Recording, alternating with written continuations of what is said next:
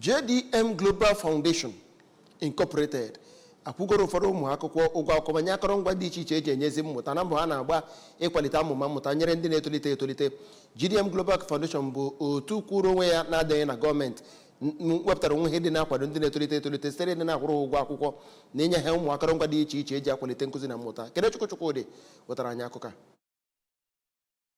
Na okwu ya na oge mmemme ahụ, onye isi ngalaba ahụ bụ Odoziakụ Jennifer Mmadubuko, onye nọ na mba ofesi United States of America, bụkwa onye sekretari ngalaba ahụ nọchiri anya ya bụ Venerebụl Okechukwu Ifeọnụ, bụ onye mere ka amata na nwata ntakịrị ọbụla bụ onye kwesịrị ị na-agụ akwụkwọ na ụzọ kwesịrị ekwesị n'agbanyeghị ezinụlọ ya, nke ga-abụrụ ya ihe nligo imegide ụbịam.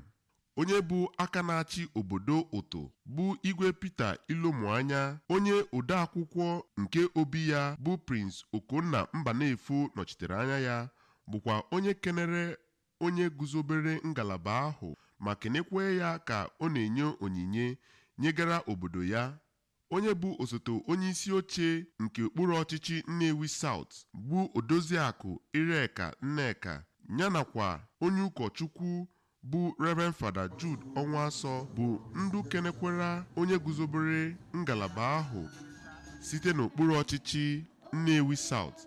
Aha m bụ Kenechukwu Chukwudị n'akụkọ ụwa ABS.